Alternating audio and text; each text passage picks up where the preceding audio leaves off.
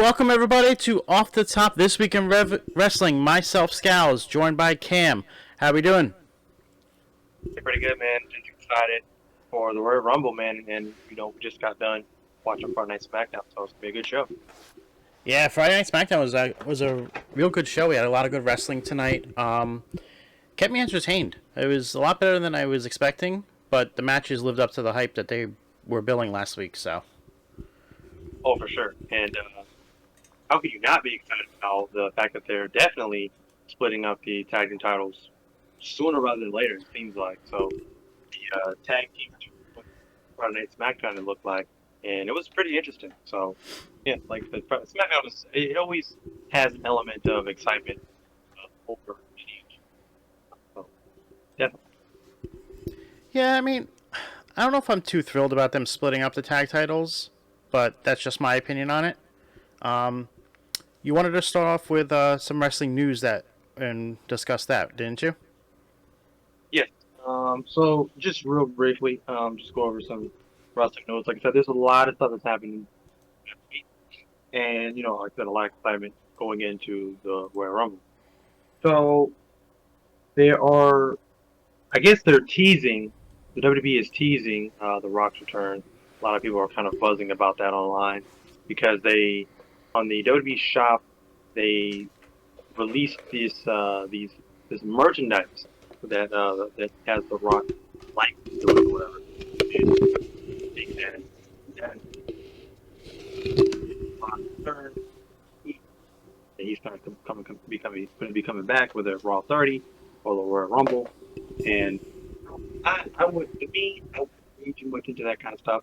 Me personally, just because you never know. Like it could be something, but it's almost too even if it is. So, but who knows? Maybe they got the tricks up their sleeve, and who knows? He could be in the Royal Rumble. Prizes of the Royal Rumble, I would assume. Which brings me to my next wrestling news, and I read somewhere that the reason that they announced that Cody Rhodes they announced his returning or at the Royal Rumble was because they're smart. They know, and we all pretty much knew Cody Rhodes was coming back. So I guess they kind of just decided to go ahead and just flat out say and admit that Cody Rhodes is coming back. Now I get it. Some older fans and me included kind of likes that surprise element without people actually knowing that they're going to come back, returning superstars and things of that nature. But again, it makes sense, and that's what I like about Triple H's team.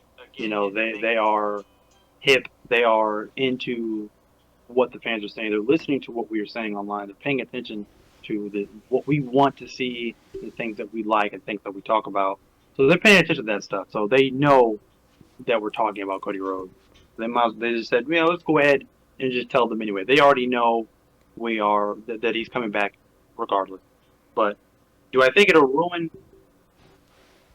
his return or the pop that he'll get? Not at all. But I think that means that we are going to get some pretty big surprises. And like I said, one of those could be The Rock, could be somebody else coming back. Who knows? Could be one of these New Japan guys that people keep buzzing about. Will Ospreay, Jay White. Could very well be another trick up his sleeve to surprise us at the Royal Rumble. So either way, man, it's going to be very interesting next week going into the Royal Rumble to see what they do. Yeah, I'm definitely excited for what's coming up, especially with the Royal Rumble and everything. There are lots of rumors out there of who will be showing up, and it is intriguing. But I mean, everybody knew that Cody was coming back. It was the worst kept secret. It was similar to CM Punk showing up in Chicago when he debuted with AEW. You knew it was happening. So WWE was like, let's just say it. Like, let's just tell them. So this way they don't have to keep worrying about it, and then we can worry about doing other people to surprise them with those. And everything, like you said, that they've been talking about is saying they're very pleased with all the surprises that's coming up. So it makes me more intrigued that they're pleased with it, but it also a little scary pleased with it because is it Triple H that's pleased or is it Vince that's pleased? So Yeah, so it's a little intrigue on the show, which actually kind of makes me want to watch more just to see what happens. And right. in regards Exactly. in regards to what you were saying about this, the announcement of the wrestlers that have declared for the Rumble. I mean, we only have what 5 or 6 women that are declared so far, and what we have 14 men, which that's almost half. So that's a little iffy on my side, on my feelings on it. But I'm more intrigued about the women because I'm curious as who they're going to bring in for there. Yeah, that's it. Is we could see Chelsea Green come in as a surprise. We could see Naomi come back, which I'm hoping for. Yeah, it's definitely going to be interesting to see what they have planned. Definitely what they have planned there for. Oh yeah, it's one of the things to think about going into the Royal Rumble. Last little bit of news that I wanted to touch on too, and you had just mentioned it. The big bad Vince McMahon is back within the company, and it's getting scarier and scarier by the minute because we have more WWE officials apparently set to be released. And one thing I found out today that I didn't even know, which was some pretty shocking and eye-opening information, was that Devon doesn't work uh, I didn't even know that. But he was apparently a part of the company, and he left the company recently. Apparently, he wanted to be a part of some sort of ECW reunion.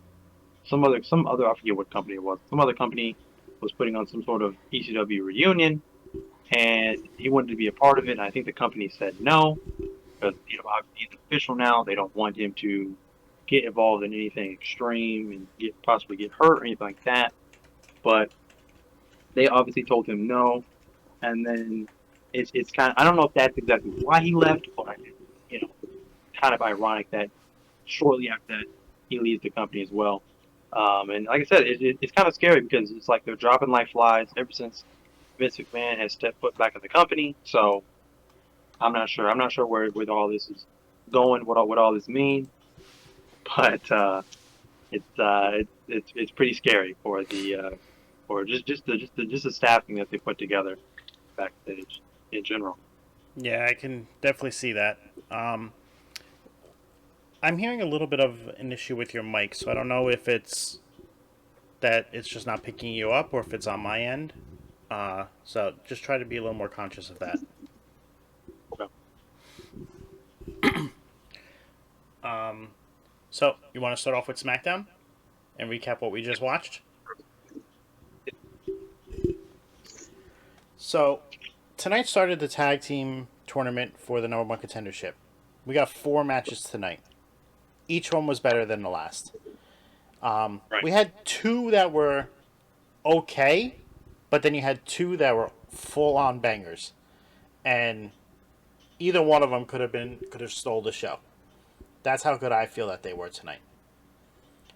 Right. My favorite one was definitely Imperium versus the Brawling Brutes, just because we know all 4 of those guys can work, and they have history from going back to NXT. So just the way that they work in the ring together, the chemistry that they have, I just felt that match was probably the best one of the night. Oh yeah, most definitely.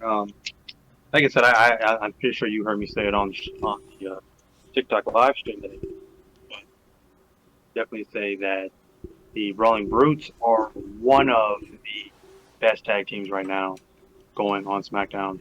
And yeah, obviously those guys are amazing. I was looking at Rich Holland work, and I'm like, man, this guy's moving. Like he's like a track star. Like he just keeps going in the ring. So yeah, he's obviously one of just them in general are one of the best tag teams on SmackDown. So I liked every one of the tag team matches that we seen tonight. The only tag team match I think that I didn't really care for was the Maximum Male Models one when they fought.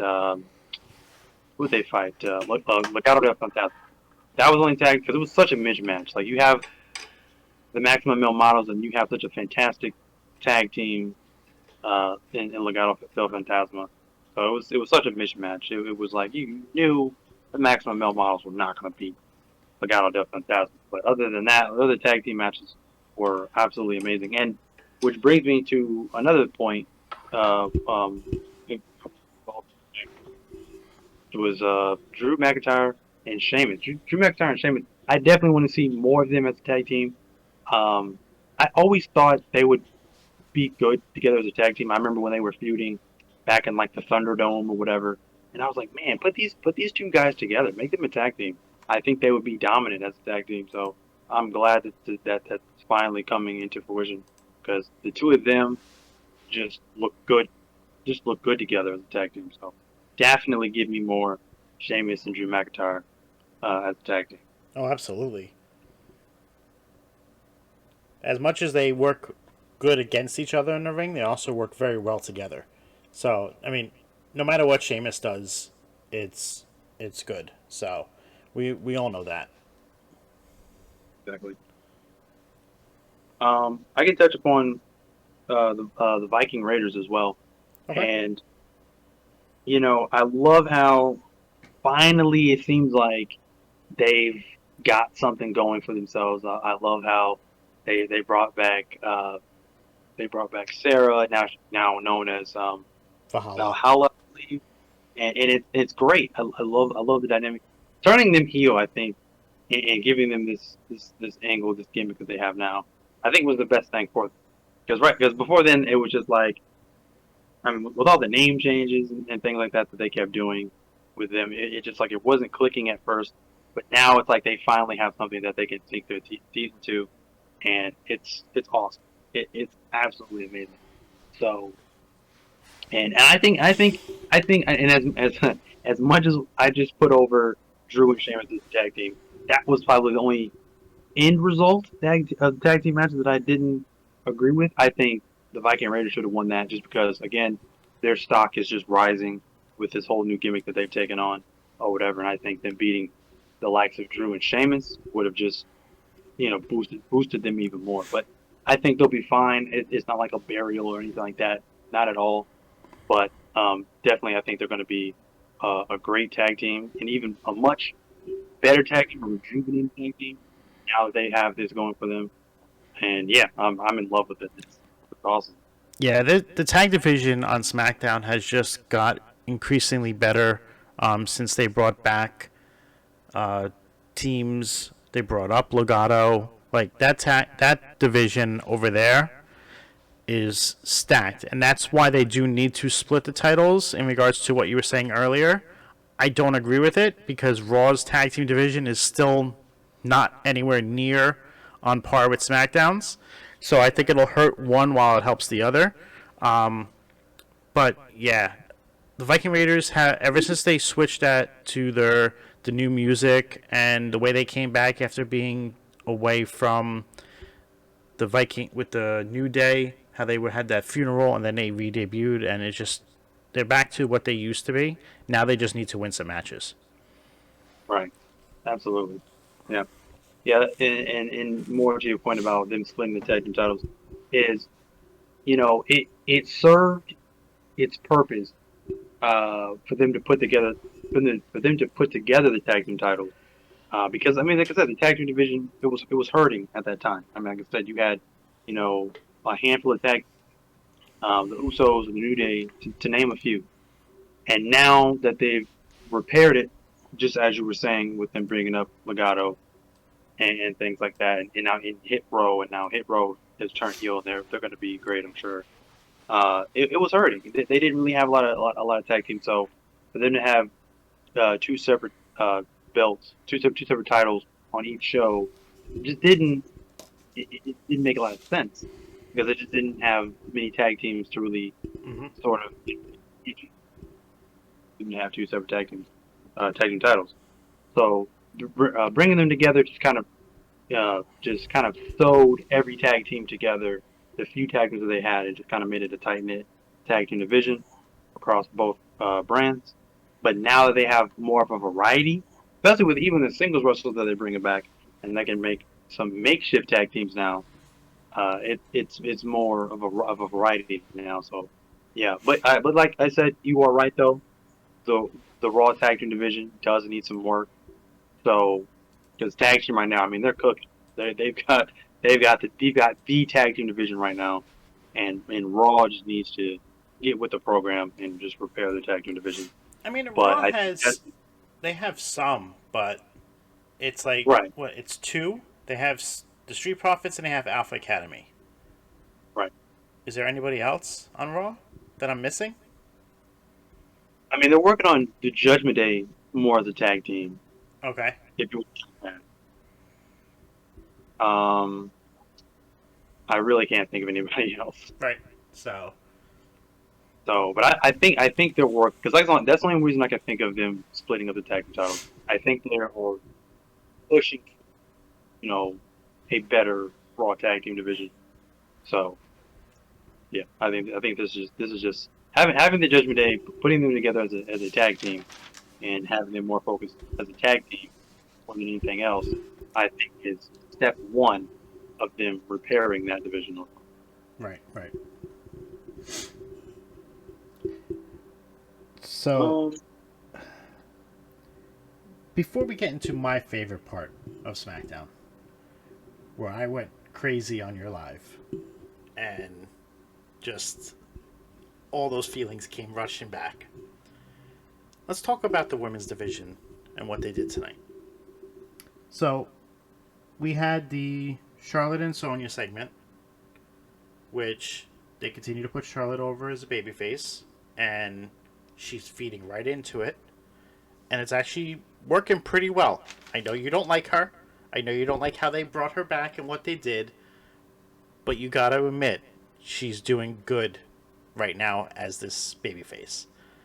The crowd is eating it up, and we're all waiting for the other shoe to drop where she turns. oh But yeah, absolutely. other than that, you really just had Shayna doing a backroom segment, and you had Raquel do a little backroom segment today. Was there any women's matches tonight? I don't, I don't think so. With all the women that are on that roster, how could they not have at least one match tonight? I have no idea. That I'm really trying to think because I'm so focused on again, like you said, we'll get into that in a minute. But and then of course the tag team tournament. Right, you had four of those, Really, I really don't. and then they focused on the Bloodline a lot tonight. Right. There was So, four segments for the Bloodline. The opening, there was sorry, five segments. The opening, three backroom segments, and then the main event where Kevin Owens destroyed essentially the entire Bloodline before Sammy fake runs out and saves them, which adds more to the trust factor of the Bloodline with Sami Zayn, which is phenomenal. right. But yeah, I don't. There was no women's matches, No, single one. and I think that's the first time in a long time that there has not been one on TV. And I'm sure it's going to be all over Twitter and people complaining. Yeah, like I said, they just added so much of an emphasis on the bloodline storyline continuation and the tag team tournament. Mm-hmm. I think that's why they had to have some sort of representation of the women's division in some sort of capacity, just because there wasn't a women's match scheduled. So, but more onto the point that you were saying about we're just waiting for Charlotte to turn. Yeah, I mean, I see the seeds now being planted. The way she's kind of talking or whatever.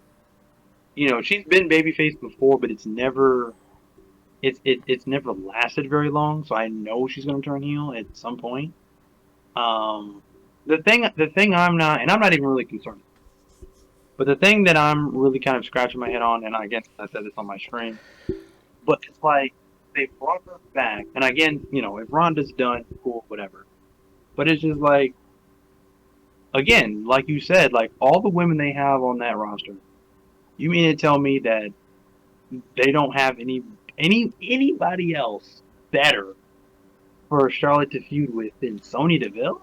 Like Okay. that's very odd to me. So Like I'm gonna throw my 2 cents in about this. You just had Liv lose to Ronda. So Liv was in the title picture. She has to take a step back. Raquel lost the night that Charlotte returned. So she's not going to get another chance. What other person do you have that you could put in that roster in that spot? Shayna. And they're building her up again and going to use the Rumble to do that. She might not win the Rumble, but they probably will make her look like a badass in the Rumble to be able to compete against Charlotte and try to go for that title. So Sonya is a filler, and Sonya's killing it. This is probably the best I've seen Sonya since the Mandy and Sonya feud, before everything happened. And I love the little intrigue between her and Adam Pearce, like, yeah, because it goes back to when she was part of the Authority with him. right. Now I can respect that. 100%. It's obviously a filler. Uh, if they definitely go back to Shayna, I'm all for it. Charlotte versus Shayna, I don't mind. That'd be okay. It'd be pretty cool. I'd be all for that. Yeah. 100%. So, now let's get into my favorite part of SmackDown tonight.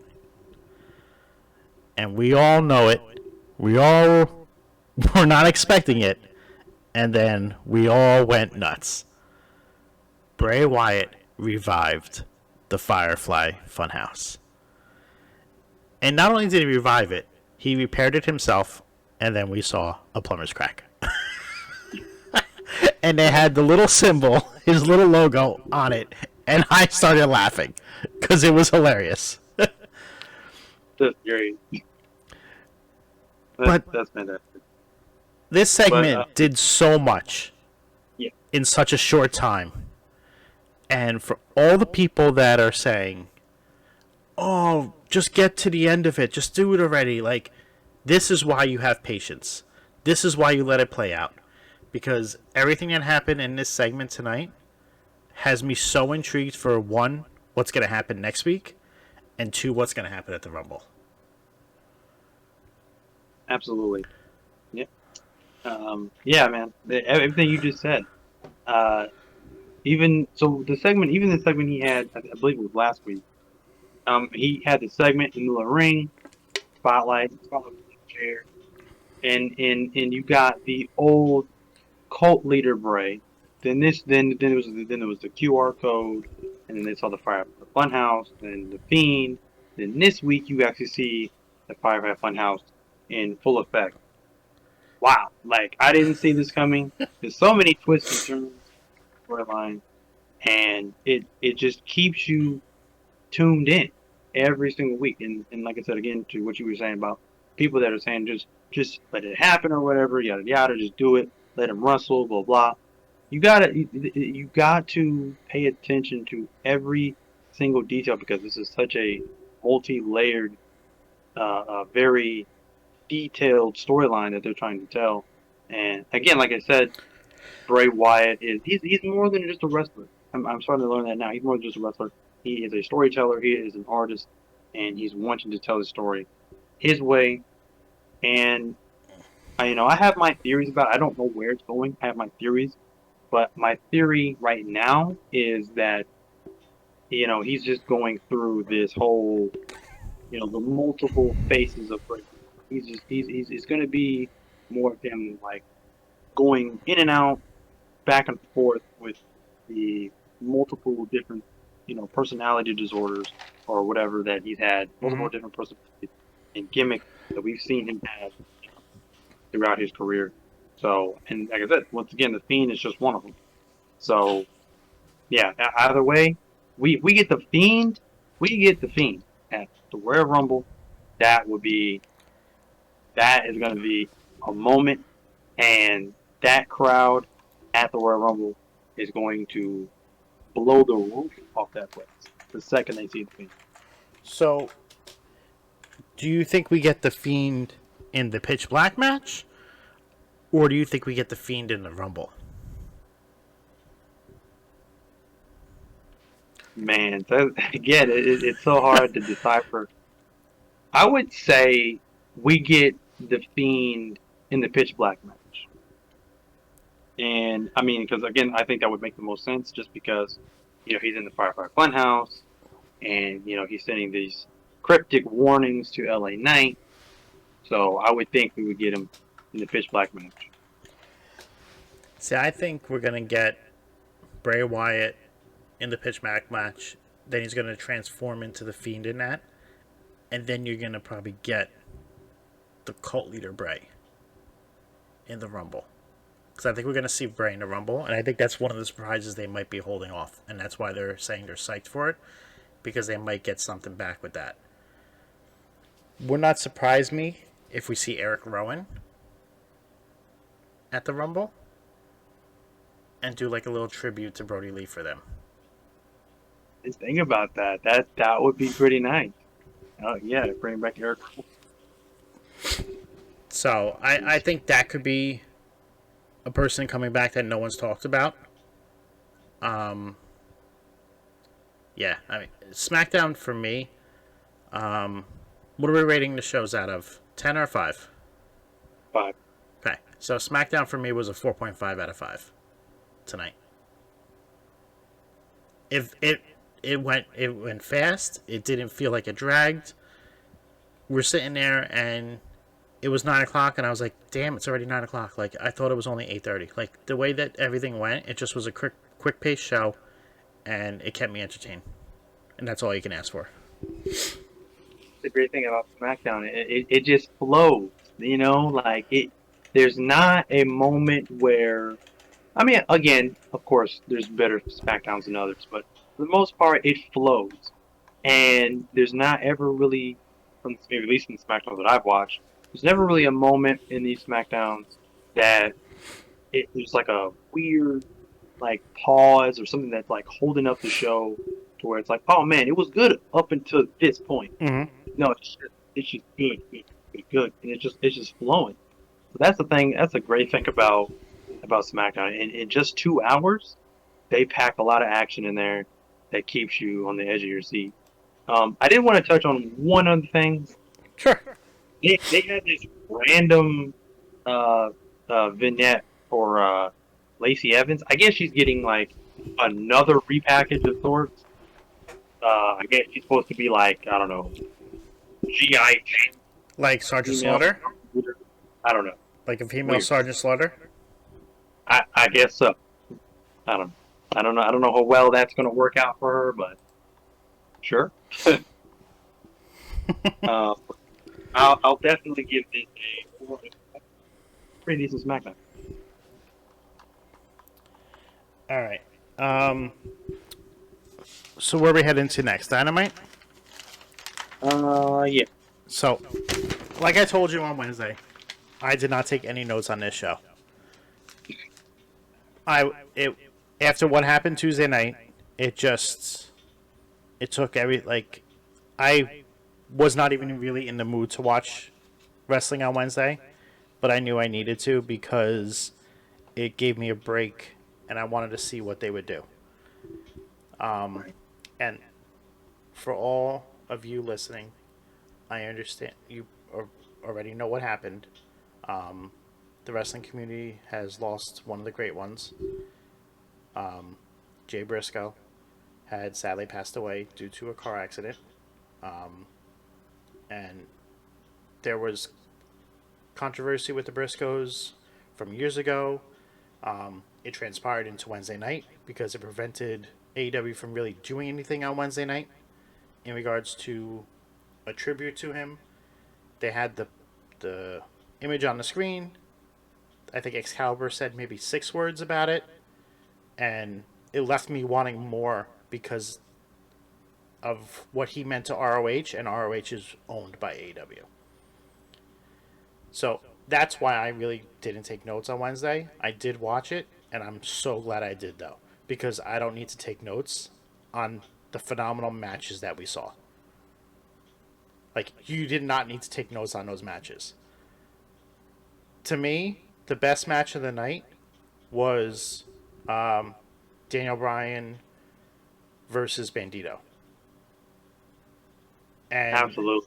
that it if you don't know who Bandito was before this will make you go watch his matches because it just proved how amazing of a wrestler he is, and it proved how great Daniel Bryan is.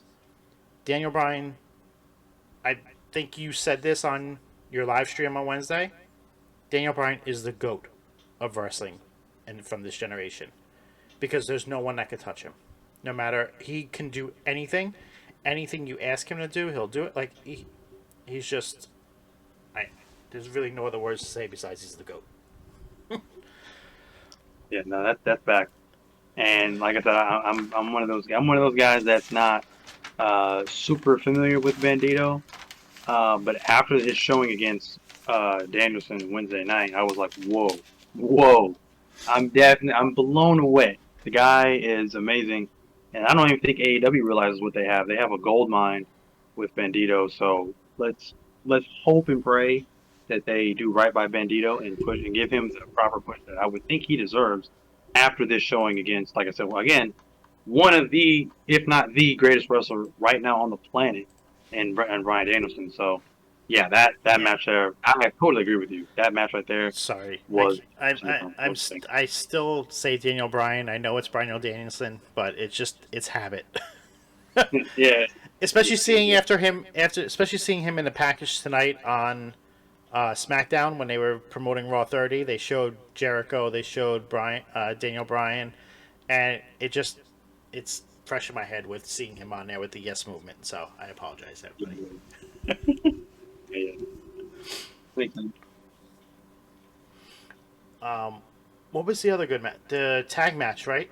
We had the surprise of the century, Top Flight versus the Elite versus the Young Bucks. Oh, yeah. Yeah. I mean, that was a great match. Like, and I, the entire wrestling community was shocked in that one that Top Flight actually won. Like, no one was expecting that. Oh yeah, yeah, and that was another phenomenal match as well. And man, it's like the Elite and the Bucks. I mean, they are definitely working overtime ever since coming back. They have just been going full force. Them putting over Top Flight. This is definitely going to put Top Flight on the map if they can stay healthy. Because I know they've been hit with a lot of injury problems, and so far in their run in AEW. But if they can stay healthy, I think 2023 could be their year for the taking. They look like they could be a very serious threat in that tag team division. So yeah, another phenomenal tag team match on AEW Dynamite. What were some of the other matches or Um, segments? Because we had Ricky Starks, Jake Hager. I could have done without that one. I don't like Jake Hager, so Yeah, he's too focused on his stupid purple hat. yeah. Jake Hager either.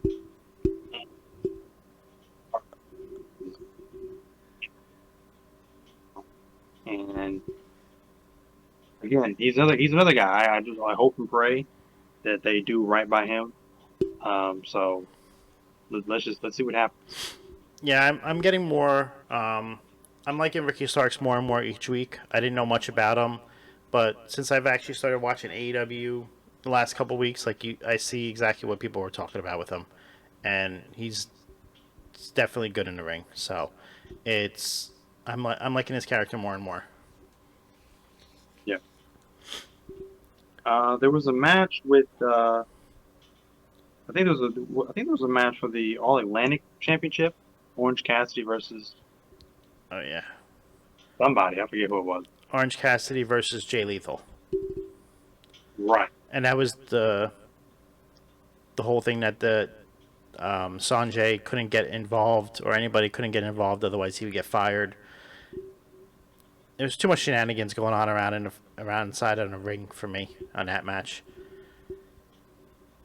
Because Yeah. you had best friends out there, so Yeah. It can get a bit messy when it comes to those certain matches or whatever. But I'm look. The thing I like that they're doing with the All Atlantic Championship is I think they're doing a good job with its booking. I think that championship is now, well, for the time being, becoming the new TNT title. It's kind of slipped into that spot just because it's exciting and they put on good matches and it seems like they're taking care of it the way that they should be. All Atlantic title, I'm not sure of the prestige of it and everything like that, but it just looks like they're adding an emphasis on the importance of booking it correctly. And Orange Cassidy, he's killing it right now. This is his best run. This is his best stuff right now. He's killing it right now in the spot he's been given, and he's just putting on banger after banger after banger. So okay, Sheamus. definitely see more of one thing. And then we have a TNT match too. Uh, I Wasn't think it we did. wasn't it Darby Allin versus somebody in the main event? Oh, we did. This is the main event. Actually, Who did he face off against? forget. I can't remember. Um, my mind is going blank. I can't. Yeah, sorry about that, guys. I can't seem to remember who he fought. um, it was a pretty good match, though, from what I remember of it. Yeah. He won. Didn't he win with like a roll up, like like it was out of nowhere? Like he didn't do the coffin drop. I believe that's what it's called. And it was just that little, it's like that's it's like it almost looks like a submission move, but it's like a pinning predicament. Oh, Yeah. he fought Kushida. Yeah. Yeah, and Kushida. Oh, I'm okay. Now I remember the spot. It was off the top rope. Kushida went to do the like he had the submission on a move on a top rope. They fell back, and Darby turned it into the pin for the win. Mm-hmm. Yep. Yeah, that was definitely a good match too. Definitely showed people what Kushida's about, because I don't think he really had a chance to do that so much when he was in NXT. He had some good matches, but then he got put together with he was part of Jacket Time near the end before he left. So this is definitely a good opportunity for him to shine and actually show what he's about. Yeah, absolutely.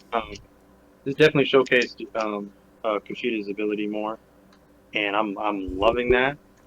I didn't really see a whole lot of Kushida in NXT, but from what I saw, it was okay. I think he might have been either held back or kind of lost in the shuffle because there was so many other big names on that roster or whatever. But yeah, no, he definitely killed it in this match. It was a fantastic match. They both have great chemistry, him and Darby Allin. Um, and I would like to touch upon just the TNT title picture in general. Mm-hmm. I'm not liking the direction this picture is going. I believe they had a good thing going when they had it on Samoa Joe. Samoa Joe, he was highlighted. Samoa Joe was highlighted in doing what he does best, and that's bring us only Samoa Joe knows how to. And they took it from him. I feel like they took it off of him too soon. And so they took it off of somebody where the title was going somewhere and it was being highlighted and they had good stories.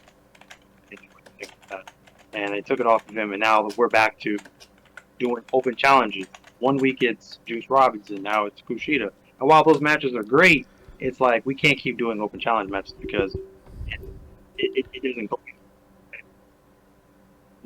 and that's going to get stale. So yeah, it's kind of sad that they're putting the title picture, the TNT title, back into it just being irrelevant or a throwaway title. So yeah, hopefully I don't know what the game plan is. Hopefully they can restore the TNT Championship again, like the fourth, fifth time now. So I think what they need to do is make that the main title on Rampage. Because it's really weird having a TNT title featured on TBS, in my opinion. I know they're the same company and the same thing, but this is why you don't name a title after a TV station. They need to change. They either need to change the name so it can go back and forth between the two, or keep it on TNT and make it the reason why people watch that show. right, or just rename it the AEW TV title. Right. And then it could be on any channel they want. Right. That's understandable. Overall for AEW, I'm going to give this show a 4.25 out of 5. I would show a 3.1 out of 5. I just really enjoyed most of the wrestling because there really wasn't much other than that. I feel like they dedicated this, like they did the show to and put an emphasis on wrestling, which is what the Briscoes love to do. So that I guess that was their way of doing a little tribute to him. Want to move on to NXT? Yes. So there was a lot of stuff going on at NXT for a 2-hour program. I was very impressed with what they fit into it. A lot of matches, good emphasis on the women's division. There was a bunch of different matches on there, and I was thoroughly entertained by the show. I know not a lot of people like how NXT has gotten, but to me, this was one of their better episodes. Oh yeah, for sure. Yeah, definitely. You know, they definitely add an emphasis on the women's division, as you said, and I like that because they're building up new women's wrestlers to, like I said, eventually one day get called up, and definitely shake up the women's division. So yeah, that's always a good thing. I still don't care about the whole toxic attraction thing. You know, I don't know where they're going with that. You know, I know they kind of have to pick up the pieces from Mandy Rose and that whole situation, but just the fact that they're trying to go after the NXT Women's title now, and they should just be focused on the tag team title. It is kind of odd to me. It's just weird. It just doesn't feel right to put them in that picture. But again, like I said, I digress because I know that this is just, once again, it's just filler for when they eventually put Roxanne Perez against Cora Jade, which we all know is the money feud, the money match that we all want to see. Yeah, they should stay with the women's division because they are the best tag team that's there. No disrespect to Casey and Kaden. Toxic Attraction was better as a tag team. Yeah, absolutely. But then you had Laya Valkyrie come out, and then it led to a match. You had Alba Fire versus Sol Rika, and then you even had Feroz against Thea. So they had 3 women's matches on this show, and all of them actually performed, and they all delivered. I was very surprised they actually gave Thea the win now. Because I'm curious. Yeah. I'm intrigued by this Chase University thing with Duke in there. So I'm curious as to see where this goes. I mean, I know where it's going. I'm just curious how they're going to get there. Well, I think eventually Duke ends up turning on Chase. Well, I'm assuming that's where they're going with it. well, that's what you want to assume, but is Chase going to be the one to turn on him? That would be the wrinkle. That's why I'm curious as to see what would happen. Like I know something's going to happen. I'm just curious as to one, how we get there, and two, when it's going to happen. Right.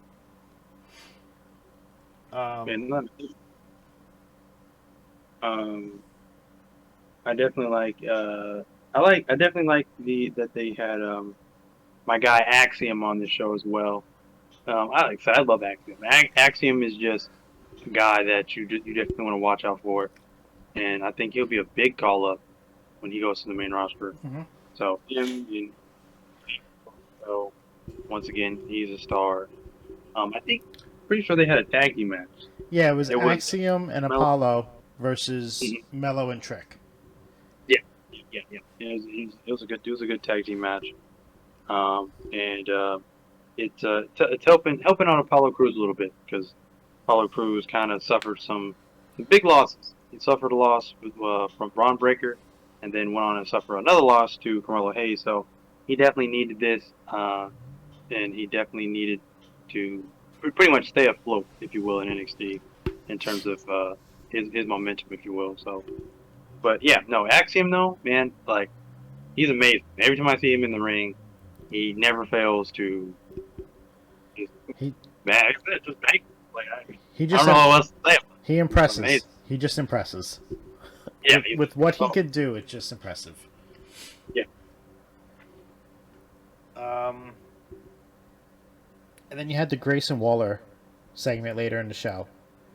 I just like you had the backstage segment with him, and then you had the backstage segment with Braun Breaker.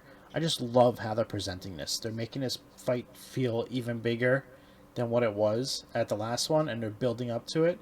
And I'm excited for NXT Vengeance Day on February. oh yeah. So I think it's going to be a good show. I can't wait for that steel cage match between the two of them. Oh yeah, yeah. That's going to be amazing, and yeah, that's the only reason I can think that the last two matches that they've had have ended the way they have. It just it fueled into the storyline even more, and they were just biding their time until Vengeance Day, so they can have the ultimate last match between these two. Inside a steel cage, it's going to be a whole different ball game. Grayson Waller, like I said, my fingers are crossed. I'm hoping that he comes out and we finally have a new champion. Because, like I said, Braun Breaker, he's pretty much finished in NXT. I don't see what else there is to do.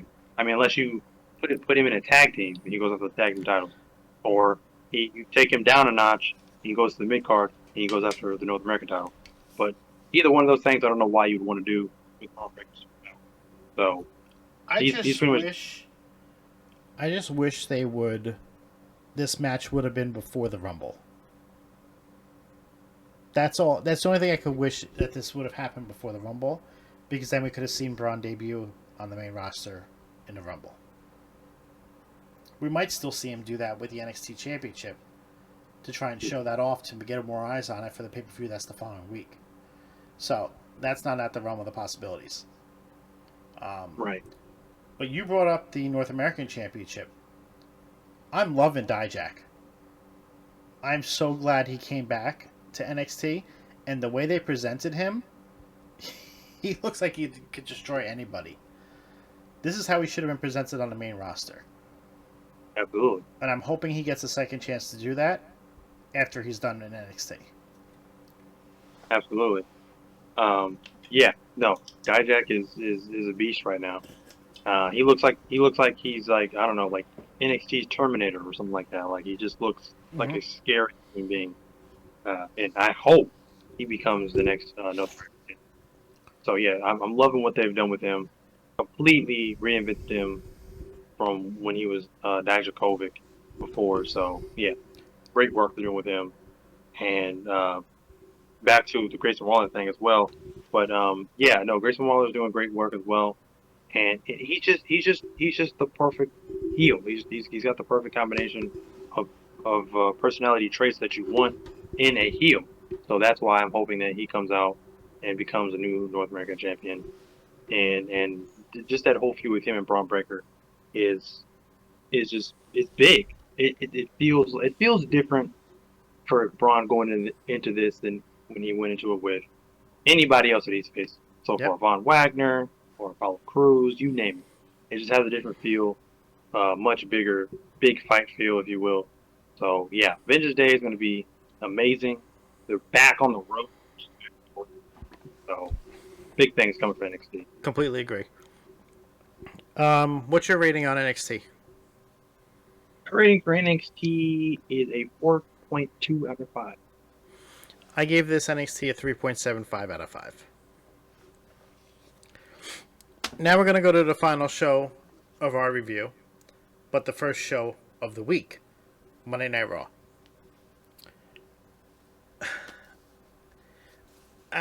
There's not much to say about Monday Night Raw, except we wish there was more action on Monday Night Raw. That there was more intrigue, more to keep you involved. They have a lot of different things, but sometimes it feels kind of broken and doesn't flow. Right. The open with the Bloodline was actually really good. Kevin Owens came out, and it was a good open, and it led to a match, which was a little bit different than what they've done in the past couple weeks, where normally it's the Bloodline coming out destroying things, they get chased off, and then we see them later on in the show. This one you had Solo versus Ali, which actually was a really good match between the two of them. Yeah. I love Solo Sikoa. When he went down to NXT, the way they built him up, he is going to be a beast on this. And I really wish he was the one that would turn on the Bloodline and separate himself and take the title off Roman. Because that would make him an instant star. So Yeah, it's not happening, but I wish that was something that they would do. Because I feel like he can do it. Like he can. The only thing he doesn't really have is the talking skills, because you don't hear him talk. He never talks. So you don't know if he can or not. right. And that's what's concerning about him, is you don't know. Like everybody else in the Bloodline can talk. Like anybody that's ever been in the Bloodline can talk. Can Solo? We don't know. I don't know. I mean, I know I say this a lot, but I honestly would just say get him a mouthpiece. Maybe he doesn't need to talk. Maybe he's one of those ones that doesn't need to talk. Because I think what he does really well is just being that menacing sort of like mute kind of guy. He can sell the promo without having to say a word. So that's why I'd say get somebody that can just hype him up and just put him over as even more of a beast, even more of a badass than he already is. No, That's I what mean, say, dude. I can agree with you. I'm curious if he can, because you never really hear him talk, so you don't even know if we could. Right. That's what I'm just curious about. Like, maybe he can. Maybe he's phenomenal. We just don't know. Right. Um, I But this match I felt was really good. I like Ali. I just wish they gave him more time to shine and actually allowed him to do what he wants to do. Because if he was given a gimmick that he can just run with, it probably would be great. Because that whole hacker gimmick that was happening on Smackdown when he was doing it could have been so much better had they not pulled the plug. Yeah, that's true. Yeah, I don't know. I wouldn't say it's over. I just don't see. I don't see them doing anything with it. I'm tired of this start stop push that they keep doing with him, and it's sad because I feel like he has so much more to offer. I know I was listening to some people tell me, Mustafa won't be over, because he can't cut a promo or whatever. I would know that. I would know that. He hasn't had the microphone in his hand very often. But that doesn't mean he can't improve. I just feel like I think he's another one of these Bray Wyatt kind of guys that are very artistic in their storytelling, but they're never really given that chance to express that or have just a tiny bit of creative freedom and just see where it goes. Just see what happens. But I like Mustafa, and I'm hoping that maybe, just maybe, they do something with him because I definitely think he can shine if they were to give him the opportunity. 100% agree. The ending of this match was actually pretty interesting with KO coming out because the Bloodline got involved. And then KO just started throwing chairs at everybody. Like, he was tossing chairs, hitting people in the Yeah, head. It was just utter mayhem. And it was great. Like, that was probably one of my favorite segments from Monday Night Raw. Just because yeah, it was making me laugh on how he was tossing the chairs. yeah, We're getting the subtle teases of the Hurt Business coming back, which I think is great the way they're doing it. You had MVP in the background talking to Benjamin and Alexander. Then you had him going to talk to Lashley. You had the Hurt Bit. You had Cedric and Benjamin versus the Street Profits. Like, that was a really good tag team match because you know all four of those can actually go. But I'm intrigued to see what they do with the Hurt Business because I know it's coming back. I'm interested in how they get there and actually who's involved. Because yeah. there are a lot of rumors of who might be involved. Right. Um, if if I had to guess, and this is probably a wild theory, but if I had to guess, I would say it's going to be MVP trying to slowly pull each one of them back into the fold of our business. So he's already got Omos with him. I think Omos will be in the fold to some degree, and then I think with of course Bobby, I think he'll pull them together, piece by piece. So I would think for Shelton, I think it's going to continue to be a tag team for now, and they're just gonna like keep losing, stuff like that. And then MVP is gonna be like subtly like in their ear, like come back with me. You'll be back in good hands and things like that. You'll start winning matches and yada yada yada. And at first they'll probably be like, no, you ruined that for blah blah. They'll try to fight him off or whatever, and then eventually they'll just be like, you know what, maybe he's right, and then they'll join him back or whatever. And then I'm not sure how he'll pull Bobby Lashley back into the fold, but he'll probably be in Lashley's ear to some degree as well. And then eventually they'll all be back together, and then they'll have the new addition with Omos, hopefully just being like their heavy or their bodyguard or whatever. So, but yeah, definitely be intriguing to see how they get the Hurt Business back together. We had the Bailey and Bianca segment. I mean, I'm kind of done with Bailey versus Bianca. I want them to move on. So I'm glad that it's a steel cage match on Raw. Like, finish it, get it done with. You kind of know the outcome already, which is stupid because you have Bianca versus Alexa at the Rumble. So it's like, Wait, it's Becky and Bailey, right? oh no, sorry, Becky and Bailey. Yes, I was like, wait a minute. sorry, not Bianca, Becky and Bailey. And yeah, I'm done with that too, though. Like, Becky needs to be like, they need to figure out something to do with them two, because they just seem to be stuck with each other. Like, they need to switch. They need this brand. They need the draft to come, because I feel like things are stale right now in regards to the women's division on both shows, and swapping a few people can change the entire dynamic of it. They also need to introduce a women's mid-card title, which I've spoken about before, because that would actually create more intriguing storylines all across the brand. And allow the Right. person with the mid-card title to go to both shows. That's just my opinion on that. Absolutely.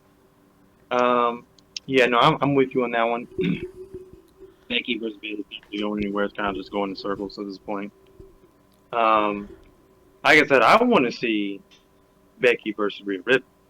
After that icy cold stare down we saw them two have a couple weeks back on Raw, I'm like, that right there looks like it's money. So that I would want to see that over this Bayley Becky thing. It just doesn't seem. It again. It seems like filler for something better for Becky or something better for Bayley. I'm guessing. I'm not sure. It seems like they're just kind of like, you know, like biding their time until a particular moment. Maybe the Royal Rumble. Maybe the Royal Rumble is something. Maybe we get a return or something like that, and that then it'll start to make sense. I don't know, but yeah. Inside a steel cage next week. I think will be a good match. Obviously, they're both good in ring workers.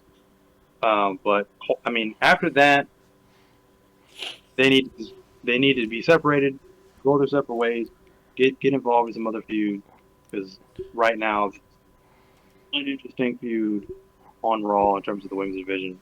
It's not really going anywhere. Um, let's move on to what I already mentioned with Alexa and Bianca. So, I thought this segment was pretty good. You had Bianca come out, start talking. She calls out Alexa. She takes off her earrings, gets out of the ring, and just start brawling. Like, nonstop. It was great. Alexa is all calm. She thinks it's all done. And all of a sudden, you have Bianca just pop up behind her and pull her into the crowd. Everything was going good for Bianca. And then all of a sudden, you had some smoke coming from one of the aisleways. And here comes Uncle Howdy. And I loved how they did it. Because you never see something like that with them. They don't normally do things in the crowd area and get people involved. Like to have like that special effect type situation. So I loved how they introduced that this week. Absolutely. As you were just saying, like they got the crowd involved. They made it feel like like he can pop up. Uncle Howdy can pop up anywhere. It doesn't have to be necessarily an in ring thing. So they took it and had it more be a fan experience type thing, having it like that. And I loved it too because with the way they had that set up with the smoke coming out from the aisleway, you never actually saw Uncle Howdy but you saw like the silhouette, which was a great shot, by the way. Like that I love how they did that. That was perfectly set up the way. And again, it's plans, and that's just another tidbit, just another puzzle piece into this Bray Wyatt storyline within him and Uncle Howdy. Again, I've said this probably a million times. No idea where this is going. No idea how Alexa even fits into this whole puzzle piece of a storyline, but it's amazing. It's good. It's great work, and it keeps you guessing week in and week out, which is what we all want. We don't want to always guess everything right, make everything right. That would just be boring. So for us to try this, something else happened. Huh, I didn't see that. Oh, wow, that's interesting. So it's great work by WWE. It's great work by Bray Wyatt and all the parties involved. So it'd be interesting to see where it goes. So, in regards to that, I think we're getting more. I think Uncle Howdy is recruiting Alexa back to be with the Fiend. And because like we spoke about earlier on SmackDown, how Uncle Howdy came on the screen at the TV in the Firefly Funhouse, he said all you needed was a little push. And that's what he's been doing with Alexa. Little push here, little tug there. And can you imagine if he gets them both to come back? And hopefully we get the conclusion of what we didn't get 2 years ago. Yeah, that'll be poetic. Honestly, it really will be. Absolutely. You had the Judgment Day versus the Alpha Academy, and Alpha Academy is like really good in the ring. Like, I know Gable can wrestle, and I know he's really good, but Otis is going back to his cartoony character where he would do like the worm and everything else, and it's just made the Alpha Academy more likable. And I just think it's going to help both of them in the long run. Absolutely. Yeah, like I said, again, I wasn't really crazy about Alpha Academy originally. I thought they were just kind of goofy and just simply just comedy relief or whatever. But no, I mean they've honestly improved and they've gelled as a tag team. And again, they're one of those guys. They're one of those teams that are gonna are already at the forefront of them repairing the Raw tag team division. Mm-hmm. So yeah, I definitely love Alpha Academy and love their work. So I would say that they would probably be my favorites to be Raw tag team champions and spearhead Raw as a tag team champion. So yeah. What's your thoughts on Bronson Reed? I love Bronson Reed. Bronson Reed's awesome. I'm not quite sure, the direction they're going to go with him going forward, but yeah, he's a destructive force, and I like what they've done with him so far. I mean, They just need to put him in something that he can sink his teeth into. oh, you mean like destroying Akira Tozawa like you did? Yes, Like- absolutely. That splash off the top rope, I legit thought he crushed him. that was the power bomb he did against the barricade. Oh my god. I love the little promo package they had the week before for him, like introducing him to people, to what he can do. Then he had a little backstage segment, and then he did that. And it just was, this is how they need to present him. Yep. Phenomenal job, WWE. Let's keep it going. Yeah. Absolutely. And then we had the main event, which went for, I would say, it went for what, like 30 minutes? It went for like good 30 minutes? Yep. I was surprised on how they did the eliminations, to be honest. I was not expecting Miz to be the first person eliminated. I really thought it would have been Corbin. But that could also be because of how they're building Corbin up with JBL. Yeah. They made you think Rollins was going to win. Because he eliminated the first three people. So they gave you the false hope that we were going to see Rollins against Theory again. And then they crushed it. Yeah. It really doesn't make any sense. I mean, they had this segment the week he came out, when he came out on the crutch. Then he kicks the crutch away, and he starts dancing. All this good stuff that they've done thus far with him in Theory, just to have him lose that match doesn't really make a lot of sense. But who knows? I mean, they probably could revisit it after the Rumble, which I'm pretty sure they're probably going to do. Him Ashley, I'm not quite sure how that's going to go. Like it's a whole different dynamic between those two, and who knows? I'm not sure because I'm not really sure.